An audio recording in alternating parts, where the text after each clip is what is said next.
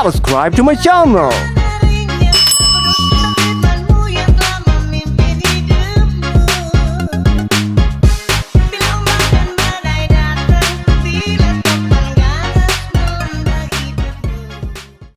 Sobat Providensia, selamat bergabung kembali di Sobat Sharing Providensia. Bersama dengan saya Ivana, di video kali ini kita akan kembali mendengarkan kesaksian dari seorang pemuda yang berasal dari Nias. Salam Sobat Providensia, bersama dengan saya Damai Gea. Saya adalah alumni STT Providensia. Saya berasal dari Nias, seterusnya dari Nias Utara. Nah, Kak Damai, apa sih alasan Kak Damai sehingga akhirnya Kak Damai memutuskan untuk menjadi hamba Tuhan? Ya, berbicara tentang alasan saya menjadi hamba Tuhan, sebelumnya saya tidak pernah terpikir atau merencanakan saya memilih untuk menjadi hamba Tuhan atau belajar teologi. Tapi ketika Tuhan yang memilih kita, tidak ada seorang pun yang dapat mengagalkan rencana Tuhan dalam kehidupan kita. Ya, seperti kalau kita melihat di dalam Yohanes 15, di situ dikatakan, bukan kamu yang memilih aku, tapi akulah yang memilih kamu. Jadi saya menjadi hamba Tuhan atau memilih sekolah teologi bukan karena rencana saya atau pilihan saya, tapi saya yakin dan percaya itu adalah panggilan Tuhan dalam kehidupan saya secara pribadi. Nah, dan tentunya Kak Damai pasti banyak tantangan-tantangan dan tentunya kehidupan zona nyaman. Bagaimana sih cara Kak Damai bisa lepas dari masa lalu, dari kehidupan Kak Damai yang lalu, dan kemudian terus bertahan di sini? Iya, berbicara tentang bagaimana bisa bertahan, saya bisa bertahan untuk diproses menjadi hamba Tuhan, bahkan boleh selesai belajar teologi.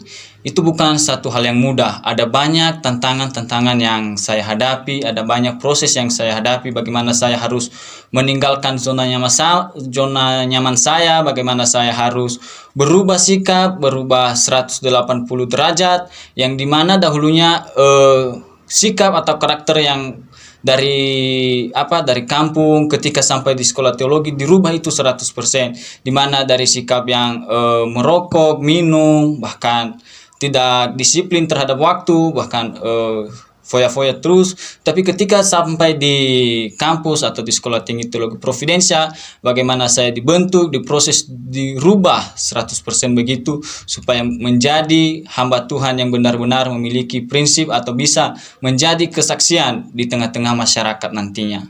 Oke, nah Kak Damai, pasti banyak proses ya yang Kak Damai alami hingga tiba di titik ini. Pernah nggak ketika Kak Damai berada di titik terendah, Kak Damai ingin menyerah? Iya, pasti berbicara tentang ketika kita diproses, pasti ada kita merasa capek ya, pasti kita merasa lemah, kita merasa gagal. Apalagi ketika kita berubah dari sikap kita yang terbiasanya, kita biasanya seperti begini, ketika kita masuk atau memilih menjadi hamba Tuhan, maka kita tidak bisa lagi melakukan hal yang tersebut. Pasti secara manusia tidak mudah, tetapi oleh anugerah Tuhan, oleh pertolongan Tuhan, kita dimampukan untuk bisa melakukan hal-hal yang baik atau hal-hal yang Tuhan kehendaki di dalam kehidupan kita. Kalau kita mengandalkan kekuatan kita sebagai manusia, pasti kita tidak bisa. Tetapi dengan pertolongan Tuhan, dengan anugerah Tuhan, pasti kita mampu dan kita bisa. Tidak ada alasan bagi kita. Ketika Tuhan yang memanggil kita, pasti Tuhan sanggup menolong kita, memampukan kita untuk melakukan hal-hal yang Dia inginkan dalam kehidupan kita. Asalkan kita mau taat, asalkan kita mau setia, ya mau ikut apa kata Tuhan, bukan apa yang menjadi keinginan kita manusia, tetapi bagaimana kita menyerahkan diri sepenuhnya ke dalam tangan kasih Tuhan, supaya Tuhan menolong kita, supaya Tuhan memampukan kita supaya menjadi lebih baik. Apa sih harapan Kak Damai ke depannya di dalam pelayanan ini? Apakah masih ada yang perlu Kak Damai capai di dalam pelayanan?